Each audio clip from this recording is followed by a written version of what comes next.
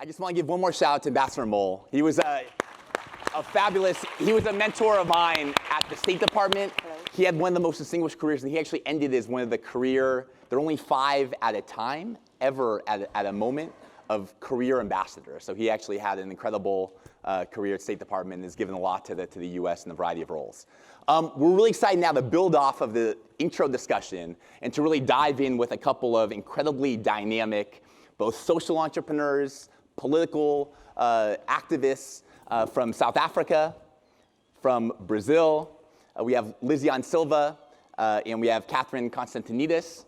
My name's Andy Rabens. I do the Global Youth Portfolio at the State Department, and I've gotten the chance to meet a number of you, I think, who are there folks here, real quick, show of hands, who here is from outside of the US?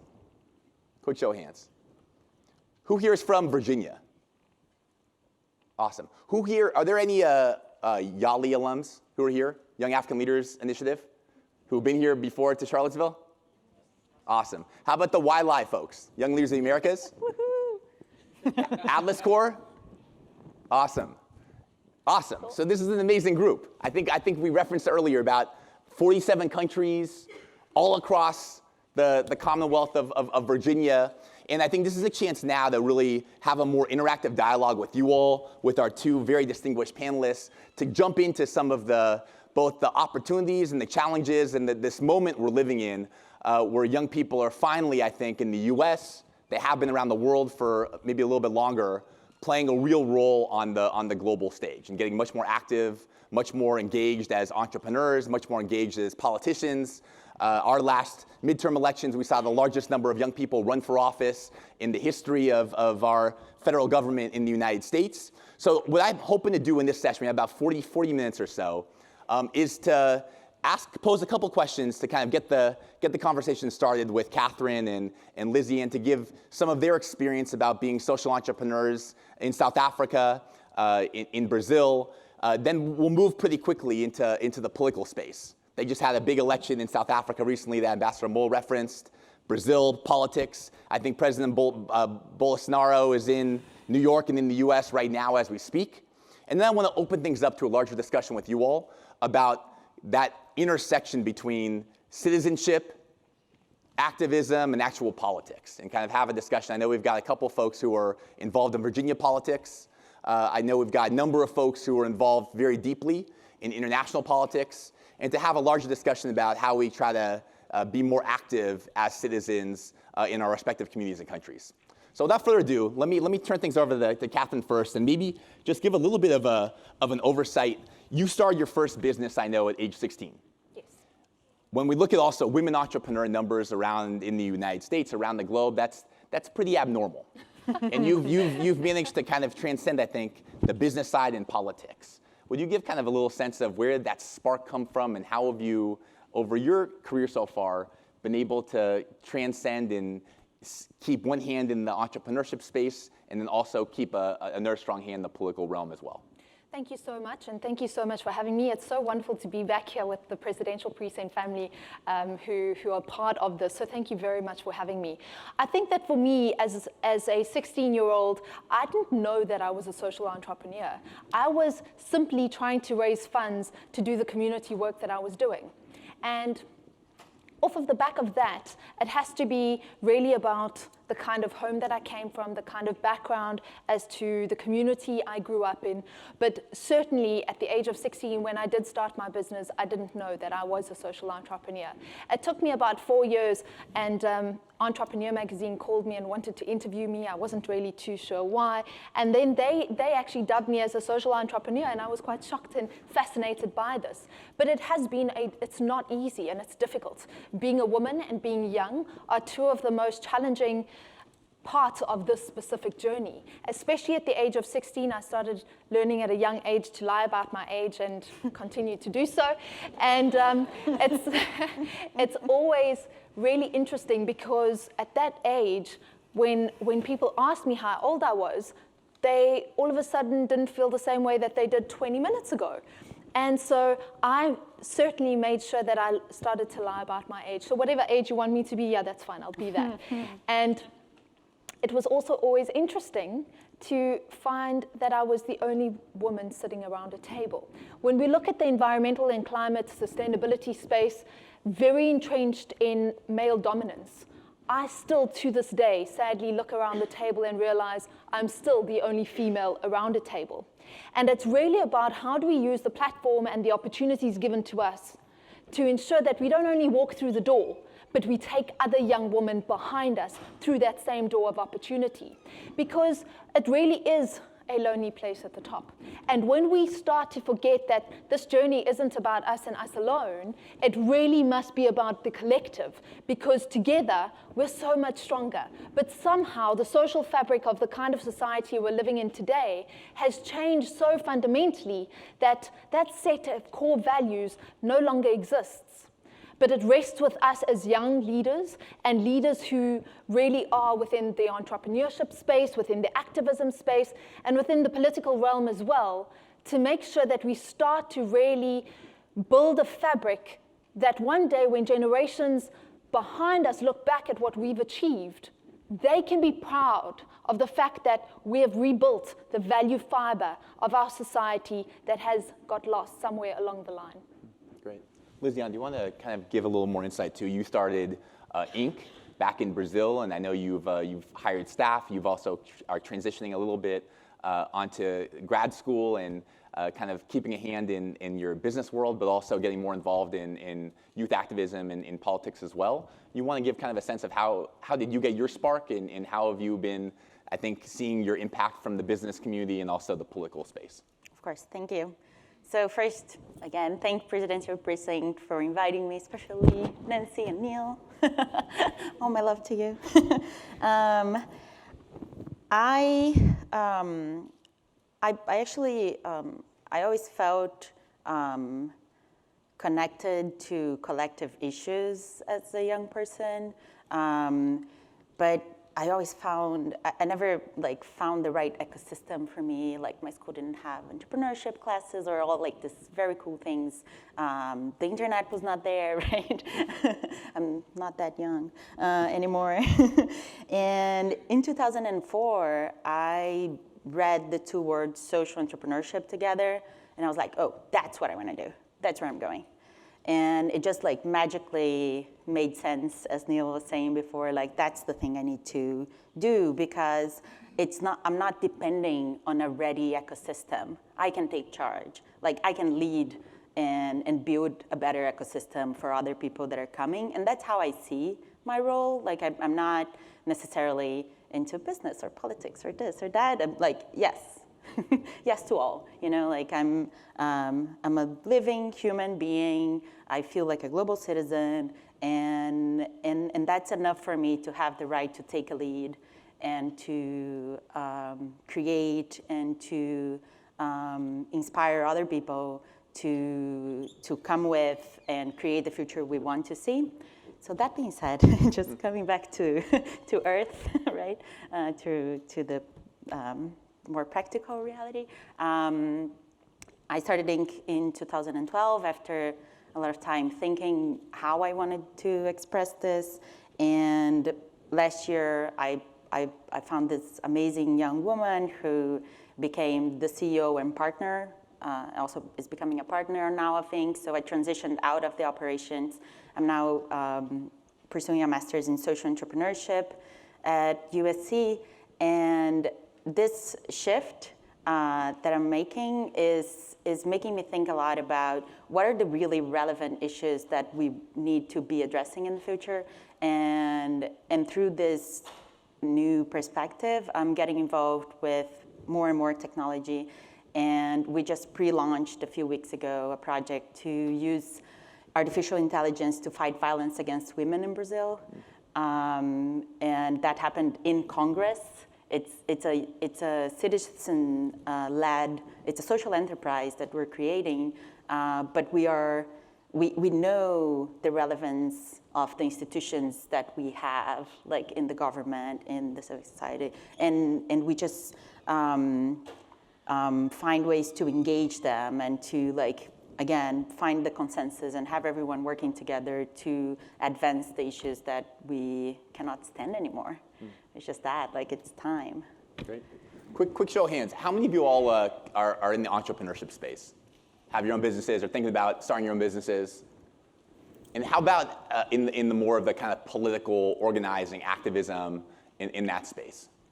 Show of hands real quick. Any elected officials right now who are in the room? Couple, cool. Terrific. Any folks thinking about running down the road? Fabulous, great. There should be more hands up, hopefully by the end of the week.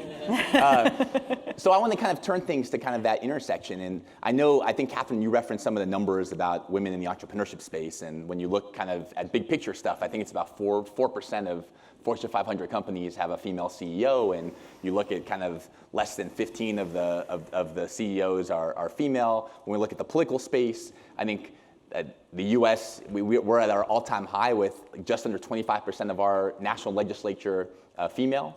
What do you think some of the barriers are in terms of women achieving success in the business space as their own CEOs and also in the political space? And what would your advice be for more people to get in that arena? I think the comments I'm going to make really come from very much a South African and African perspective and context. And this may not be the same answer to the question depending geographically where you're coming from. But access to finance for women in Africa is really hindered. And so you see so few women stepping up because they know that they can't actually get access to the kind of finance they need as a startup, as an entrepreneur, an SME, etc. So the barriers to economic opportunity are far less, and that is a reality. The other thing that's really important, I think, is men have really harnessed the potential to lean on networks. They understand how to use their networks. And I think as an entrepreneur, it is so important to understand the power of networking and being able to use that. And that transcends business. That goes into the political or activism space as well. Because no matter what it is that you're trying to achieve, be it trying to get 1,000 people to march against something within your community or your cities, be it trying to get a new product onto the market, be it a tech app or any other service, you need to be able to rely and use networks really, really well. And I think as women, we underplay the access to networks that we have just because we are just not bold enough to lean on those networks and to really be brave to say, well, this is what I'm doing or this is what I need. And no is actually okay, but we're scared of the answer that we're going to get, that it may not be exactly what we want at that very time. But often we don't realize it's those many collective no's that we have received and those doors that have been closed that have led us to other opportunities. And they really are, it's important that when you are within these spaces, that you take away lessons from perceived failures, because it's only that will make you stronger. So often we fail and we allow ourselves to understand that failure and then we move on. But did we take lessons from that failure? Did we take lessons out of that stumbling block to really inform the next set of decisions that we make? And I think that when we were sitting here in this room, you reference a very painful election that recently happened, and Ambassador also referenced that election. And I say it's painful because as a young democracy, we're only 25 years old, but as a young democracy, nothing is going to change if nothing changes.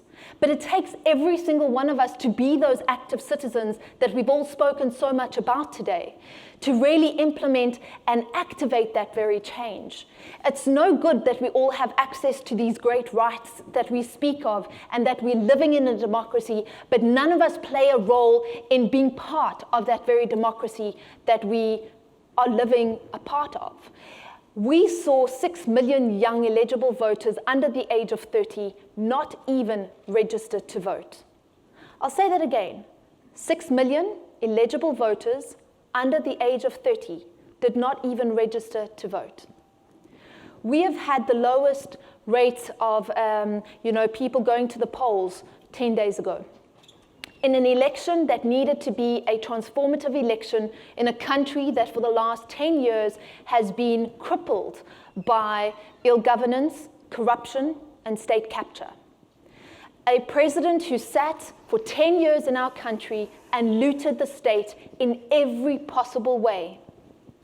And yet, no change has been brought about. Change has to be something that we consciously and deliberately do. And no matter which sphere you're in, be it social entrepreneurship, be it the activism space, or in the political realm, every single one of us has a duty to our country to be an active, engaged citizen. It doesn't matter who you are. You don't have to be an activist to be an engaged, active citizen. It is the role of society to build the communities that we want to live in. And it is so important that as young people sitting here, you're open-minded, and to the question asked, I hope that if the questions asked right now are the same questions asked in 5 days' time, that this entire room will put their hands up because you understand the importance of transitioning from the private sector to the public space, be it public service or public leadership. Because right now, from where I'm sitting in South Africa, and from an African perspective, we need powerful young people who are great at what they do, who are passionate about their countries, to build those very countries. We can no longer have young people who are vibrant and sit on social media as armchair critics to what we see that is an injustice in our society and communities. We have to be the leaders that we're waiting for, and we can no longer rest and not be the voice of action. We're not young, and it can't be said that, oh, well, I have a lot of time. Yes, we all have a lot of time to do a lot of things, but our nations need us now more than ever, because if you look at the globe, we're going through a leadership crisis, and if you cannot acknowledge that, and you cannot understand how you will play an important role when you go back to your countries or to the individual spaces you occupy, it doesn't matter even if you're living in another country or another region. You can participate in being an active person. And that is what the world needs right now. It's a pretty solid charge. Great stuff. Liz, if you want to kind of weigh in as well on some of the challenges that you see with women in the entrepreneurship space and the political space, and any advice you might have for people to kind of get in the arena. Sure. There's a lot of thoughts that I have. I think one of the ones that keeps coming back is that Catherine has mentioned that being at the top is hard, and someone asked about like losing your track when gaining power, right? How do we keep ourselves accountable to our own ideals and to our own to what brought us to pursue this power, right? To influence. And I really want to say that the more I think about this, and I've been thinking about this a lot for the past 20 years maybe, is that what I see more and more is that that's self-observation. That's like self-knowledge. We need to get to know ourselves. Mm-hmm. We need to do that not only to have mental health, which is extremely important, especially when you're in power. It's a hard thing. It's not trivial. We're not doing trivial things. So it's important to really keep on track with where is your mental health and where are you, how are you taking care of yourself while you're doing this. And through doing that, you take care of others, right? It's only by changing yourself, by observing yourself, that you can actually be the leader we want to see. We know the leader we want to see. We know this, the people we would like to represent us, but how can we be them, right? And then my belief is that we really need to give more attention to observing ourselves and to our mental health. And in that space, as a woman entrepreneur, to me, being able to keep my mental health has been a journey of learning to accept that me being alive is enough. I'm gonna repeat this again and again because I think this is so important. All of you and all of us already kind of know this because we are taking charge, we are doing this, but the imposter syndrome is real. It hits, many times it comes in very subtle ways, saying like, oh, you need to study a little more. And I'm there in the master's thinking, why am I doing this, right? You need to study a little more. You need to do this, you need to do that. And this whole movement that has been happening, considering the elections we have had in all of our 3 countries, and the more recent one, that makes me connect this idea of being enough and like taking charge with when we find that the institutions are not responding to us, saying we're enough, we're diverse, we're this global youth, global citizens. There's so much good and beliefs that we want to move forward. And then these institutions kind of push us back, right? Like, I felt very much a pushback from the past elections. So I was like, whoa, wait, were we not going to that great place that we were talking about? Where are we going now? Whoa, God. and that has made me have more clarity of what are the boundaries, right? Like, what are the boundaries of this power that I have and that I can? And for a while, I was just like, wow, there's a lot of boundaries and they're overwhelming. And now I'm just like stepping back and saying, okay, it's awesome to see the boundaries.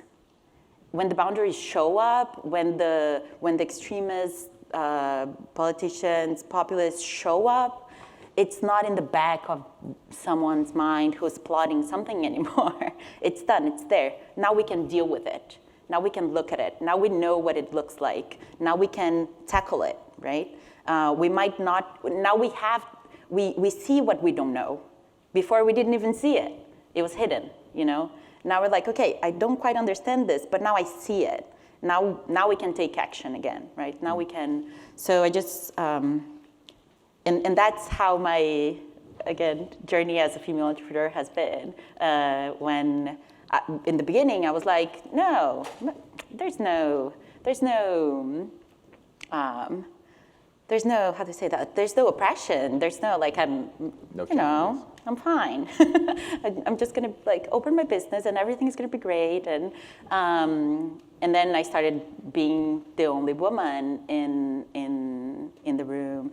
And I just want to tell a really short story that happened was like one time 5 partners people who knew me, we were in a meeting together and I got to the meeting a little late because I was signing Inc.'s first big contract, so it was like a big day. I was so happy. I got to the meeting. I participated on the rest of the meeting. At the end, the man who was the oldest and the most powerful, like in terms of his hierarchy in the room, he was like, "Oh, we have to take a picture of this historic moment. Liz, can you take a picture for us?" I took that picture. I didn't know how to react to that at that moment. Right? You took a selfie, right? No. I'm joking. No. I was so overwhelmed, you know, like I couldn't react at the time. I would either like yell and throw the phone at his face, which I wouldn't do because I'm a polite person and I don't believe in violence. But at the time, I didn't have the skill to say, yeah, let's take a selfie, right? Or to do something like that. So again, it's when those boundaries, when those limits, when we face them, it's when we say, okay, so that's where I need to build up, right? That's where I need to, so next time, as Catherine was saying also, I learned from this experience and now I can, find a way around it. That's it. Next time, I think you just take a selfie of yourself. You hand the camera back and say, "Keep an eye on this person." So I'm gonna ask one more just quick question, and then I want to open things up to larger groups. So get your questions, comments, thoughts ready, and I want to move more intensely into the political space, and just kind of throw out a big question for everyone. You all think kind of right now, the moment we're living in, do you feel like young people, the world today, well over 60% of the globe is below the age of 35. And in Africa, we've got a far greater youth pool, which could be incredibly powerful if it's pushed in the right direction. in the US, got our own challenges, a lot of youth activism. How many of you all think that kind of young people have finally woken up to politics and are playing a much more active role? And how many people think that they're still kind of, young people are a little bit asleep at the wheel or kind of armchair critics on social media, as I think were referenced before? Okay. Does anyone know real quick the average age of a member of parliament globally? So this is your national legislature, Congress, whatever else in your country, the average age of a national legislature globally. Anyone want to guess? About 59 years old. Do you know what the average age you can run for that position is? Average age you can run for Congress or the equivalent? 30 globally. In the US, anyone know? Virginians know this. Run for the House? 25. Run for the Senate? How old do you have to be in the US to run for the Senate? 30. How old do you have to be to run for president? 35. When you look at kind of our politics in the US, average age of a member of the House? 57. We beat the global average by a touch. Senate? 61. And then we talked about number of women. We just went from 19%, which was an all-time high in the last Congress, to 24% in this Congress, which is an all-time high. So you see the challenges there. So I'm going to kind of push it back. I know Catherine gave a call to action on the political space, but any other advice and kind of what you're seeing? I know we have Wael Ghonim talking tomorrow about kind of the Arab Spring and what happened in Egypt and probably the inability to turn in that youth energy into politics and the political space. But kind of what have you seen? You had an incredible point earlier too about the number of votes that were cast in the election, but just frustration with the current crop of candidates, and they were cast for random people that didn't actually end up counting. Yes.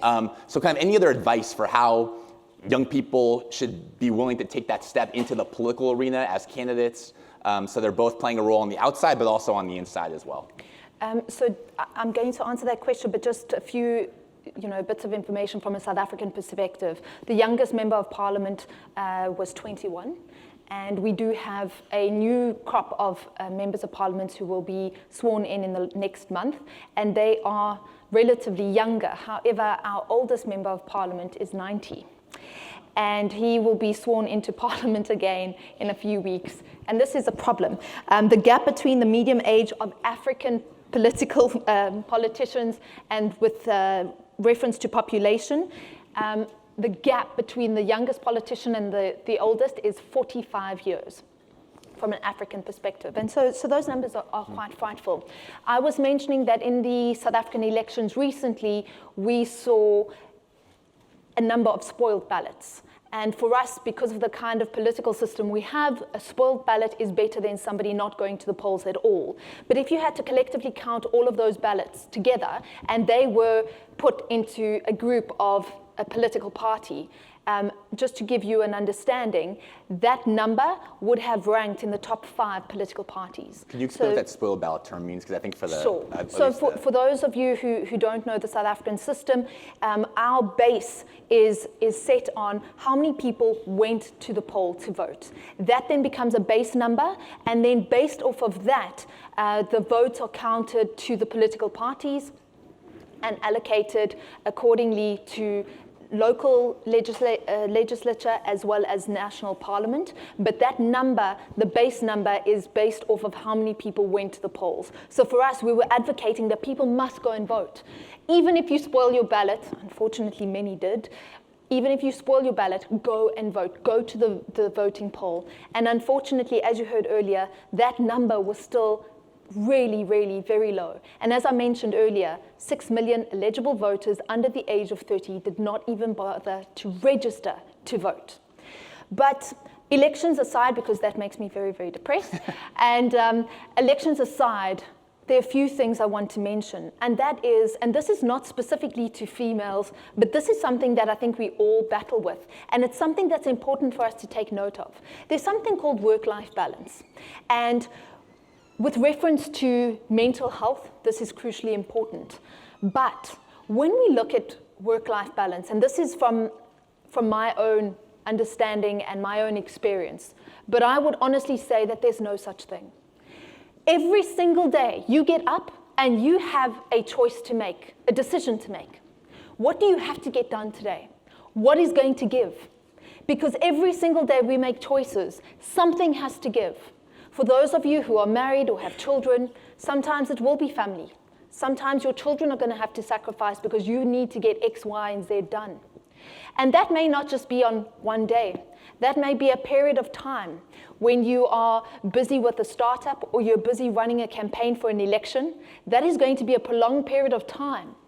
But work-life balance is about the decision you make every single day to ensure that you reach the goals and objectives of what you've set out for yourself.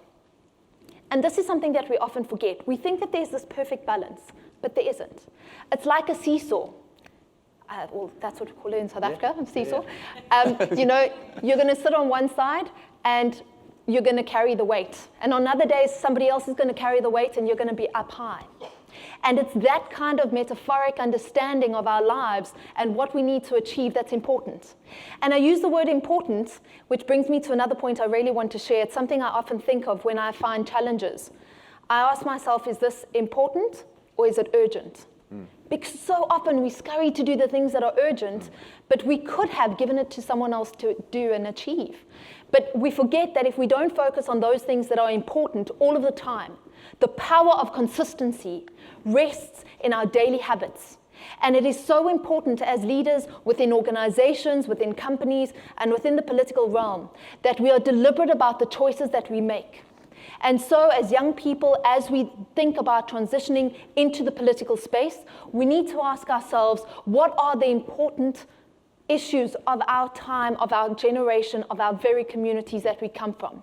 And let us rally behind those things that are important. And let us hold on to them like a dog with a bone and not let go. It's about the important decision every single day to put out conscious messaging on the social media platforms that we have. We can't just sit there and use these platforms. Also referenced earlier, you know, we all just go onto Facebook and check in here and check in there. No, we've got to become more conscious because each and every one of us has a responsibility to our community. It may be a community of 50 people on Facebook. It may be a community of 1,000 people on Twitter or a group of followers on Instagram.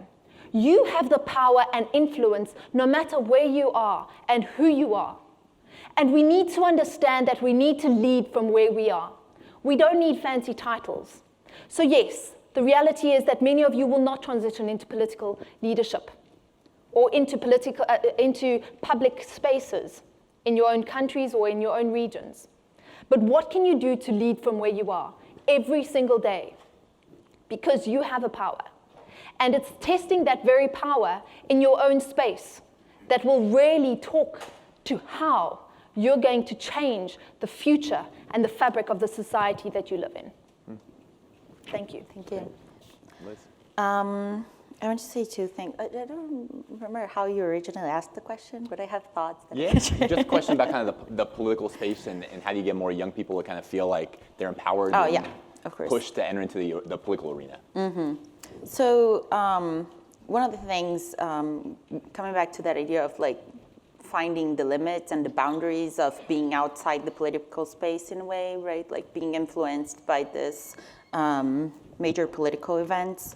I already said this, that like shouldn't inspire us to just stop them and be sad and depressed, but to actually work smarter on how to go around them and how to influence them.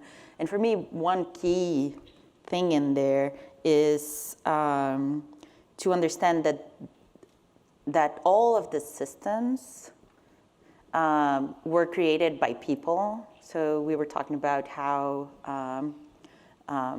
Jefferson was like writing and rewriting and like the Constitution. He was a person, you know, guys. It was not, you know, some kind of entity, and it's people like us, right? So that means we can have that kind of influence also, and we need to have this kind of spaces and many others to really discuss what is democracy now, right? It's not a trivial question.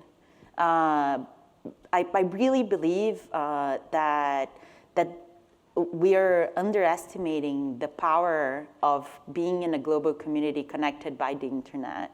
Even though there's a lot of people who do not have access, who are not engaged yet in the conversation, we need to like spread more and have more access. But just the thought of like us being on a such closely knit global community changes so much the perspective of the nations, the states, the leadership we need, and I feel we don't discuss that enough. And I want to point out, I happen to be on the board of advisors of an institute in Curitiba that was created by very, very young people. They're like, their CEO is 25 now, couldn't even run for, right? Just went to Congress now. Yeah, and they started actually tackling this question: what is democracy? And they found there are many answers out there. It's not as consensual as we make it sound when we talk about it on a less profound level. And they're bringing, for example, global thinkers of democracy. They're translating their books into Portuguese, bringing them to Brazil to discuss democracy there. And yeah, so I think that kind of initiative, it's not like you running for Congress or something like that, but it's you directly influencing politics and creating the democracy we want to see. So that can be made from many perspectives. And I think we always need to, as I said before, Gloria, the AI to fight violence against women was launched in Congress in Brazil, like in the Congress House, because we all need to work together. We cannot create a version to, oh no, bankers are just bad people, or politicians are just bad people, or these people are just bad people. It's people. We all have good and bad sides, and we need to work together to create ways to find consensus and build more enriching lives to all of us. And on that note, just to finish, I think when we do that, we're doing something that is so important, that is bringing the grassroots reality that we live, as Catherine was saying, like what you're doing in your realm, in your community, and when we're engaging with people who nowadays have the power to make big decisions around the topics we're passionate about. If we do not dialogue with them, they will keep making worse and worse decisions because they will not have the knowledge that you have about the experiences you're having, or how the community is organizing, or how the base work. What are the real needs of the people? And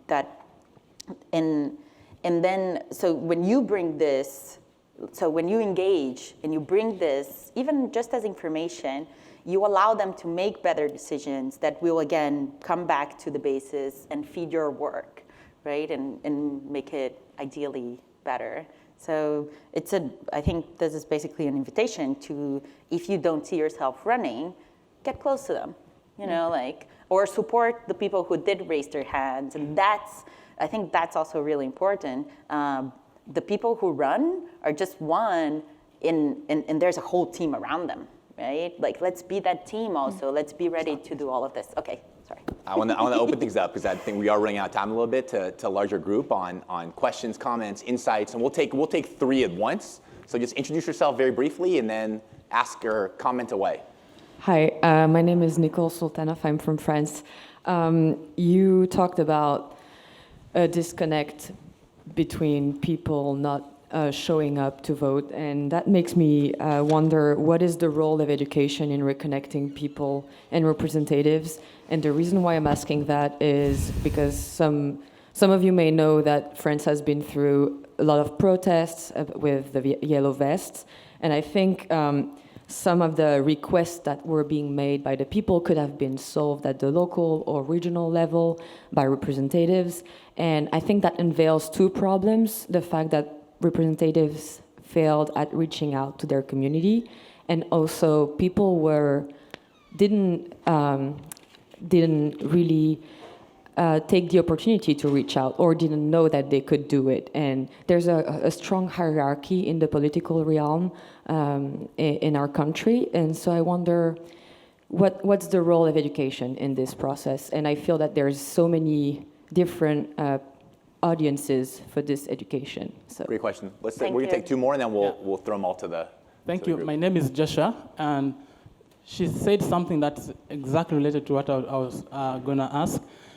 It's just like a comment around that part of young people getting involved in political processes, especially if they want to participate in active politics.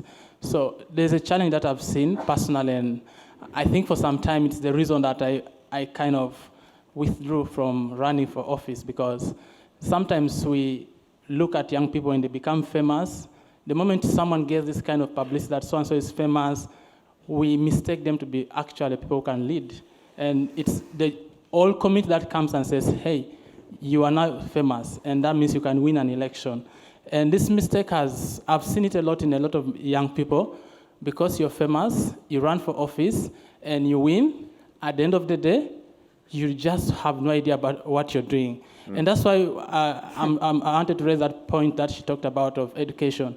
How can we support these young people that even after they have won elections, how can we help them? How can we mentor them? We need these programs that can mentor young politicians, because at the end of the day, it's not your fault. The community will come to you, and you see, when a young person has been promised that you'll pass, there's a lot that changes around your life. You feel like, okay, this is a promise from the people who are going to vote me. And once you're in, you're alone.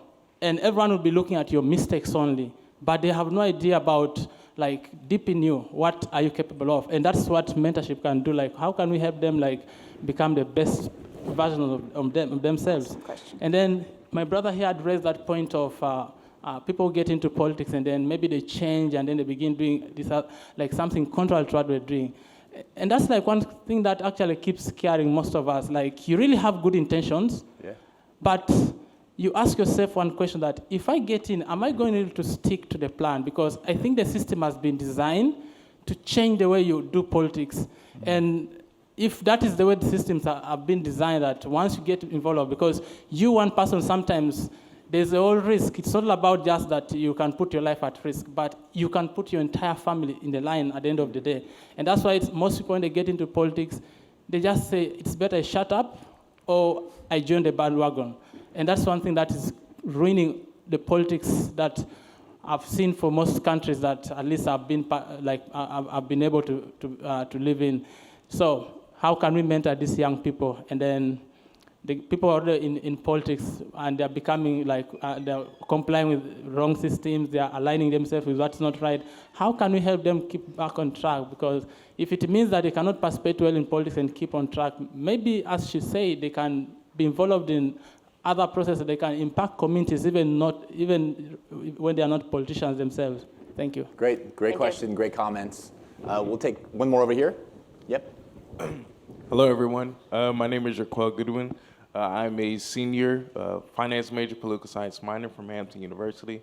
And my question simply is, there's been an ascension in personal branding in America. I know, especially with a lot of younger politicians, how do we find that efficient equilibrium to effectively changing and provoking the people as far as not, losing who we are, but also, I guess, propelling who our journey, I guess, to where we've gone. So, do you see it as a good thing or a bad thing? Or mix? I see it as a good and a bad thing, just because our generation sometimes gets too caught up in just our personal beliefs and kind of oh, well, who's going to have the most followers or the most attention on social media, and that just kind of disengages a lot of those that might not be as interested in social media or the branding concept of it. Great. Okay. Thanks. We're going to let the panelists answer the first set of questions, which were fabulous. So we got one on education. We got Joshua, who asked about kind of how do you make sure people are running with a purpose and kind of stay true to that platform so they don't get corrupted. Folks have been watching Game of Thrones, I'm sure, so kind of there's a lot of thoughts going around my head right now. And then the personal branding question as well. Is there too much, too little? Is that a good thing, bad thing? How do you use that in a good way?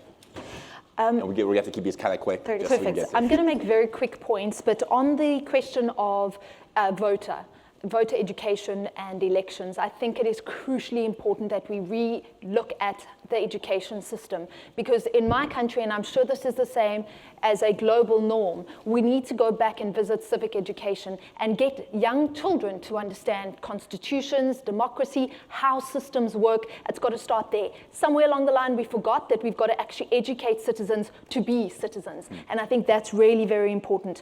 Also, from a South African perspective, and potentially also from a French perspective, the electoral system needs to be reformed. We actually need to look and revisit how our electoral system works and operates, and that means looking at policy. And that's really very, very important. Party politics affiliation in South Africa also is a huge problem and a challenge versus independent candidates being able to go into the electoral system. On Joshua's questions, I'm going to just say 2 or 3 very quick things. The one is authentic leadership.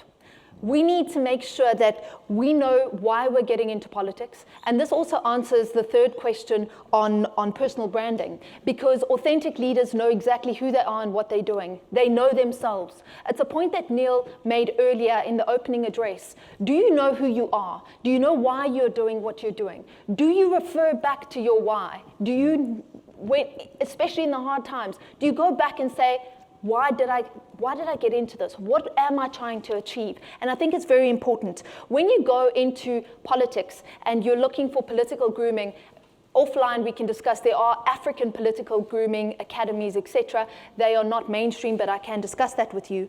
But we need to almost have a board of directors, a group of people in our close circle that will keep us in check. And as leaders, specifically young leaders, we need to make sure that that group, that even if it's only in our head that we think of them as our own board of directors for our personal career, especially into politics, those people will have real discussions. They won't tell you what you would like to hear, but they will tell you what you need to hear.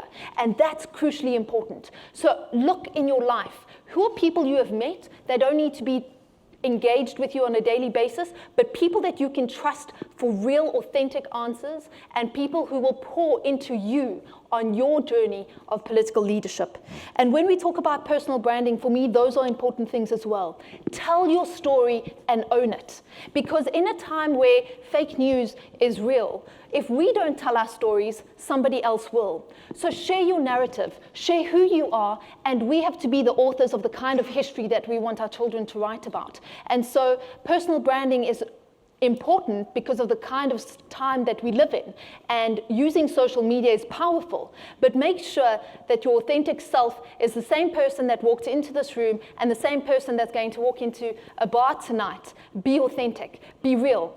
Don't be somebody here and somebody else somewhere else. Be who you are on all your platforms, because you'll get caught out and it will catch up with you. So authentic leadership and ethical leadership are 2 crucial matters when we're trying to stay on course of what we're trying to achieve, and also when we're trying to tell our story of what our journey is.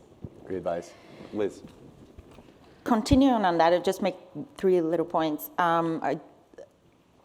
When we take charge of our narratives and expose ourselves that way, it's very naive to expect that we're not going to receive this backlash or be attacked somehow. So it's really important also to get acquainted to power, to say that's okay. Like I'm going to respond or not respond to this. I'm going to keep that authenticity when that critics come, and to be smart about what are the strategies that are known to be effective, where you can actually get deeper in communication with more people and have more influence and gain more power. I think that's also a topic we don't talk so much about. It's kind of ugly to talk about power, and there's always sometimes this association with the negativity in it and how people abuse power. But power is a very human thing, and it's a very natural thing, and we organize in society through it. And if we get more acquainted to it, we can create our ways of spreading and sharing this power. And then on your question over there, I want to say that mentoring is so key thank you for bringing that up. There's a movement in Brazil called Renova that selected like 100 young people who were not in politics and trained them for 10 months to get acquainted to power, to know how to communicate, really like hardcore training to be, and a few of them got elected, right? And there's a lot of movements like that popping up and coming from society. So it's actually a lady who could be here saying a lot smarter things than I am, who is the social entrepreneur behind this movement. Is just someone who cares, and she brought this, she mobilized the resources to be able to take this through. And the people who were elected, they are doing an amazing job in saying the very obvious things, the things we all are taking for granted. So a few weeks ago, one of them, Tabata Amaral, she was facing the Minister of Education in Brazil, who was presenting a plan for education. And she said, oh, that's great. It looks like a wish list. Do we have a plan? Are you going to present an actual plan? And she became a meme and a tabatada, right? Just for saying the obvious, just for like going there and using her voice and her power and her youth to say the things that we sometimes take for granted because we think it's so obvious. So never think that the obvious is too obvious. We can always remind ourselves of that very obvious things that actually can move us forward. Great. Well, I think we're unfortunately just a touch over for time, and I think lunch is next. You guys can get caffeinated, and I think we can continue the discussion hopefully over lunch. Before we give one huge round of applause to the panelists who were absolutely dynamite, I want to also say that I think this is a great segue. Later this afternoon, I think you guys are going to be starting the process of the Virginia consensus document, which I think a lot of these ideas that people are starting to kind of germinate with can be put in there in some fashion. So this is a great, I think, setting the stage for later today. So without further ado, huge round of applause. Great advice. And let me turn things back to Nancy Hopkins.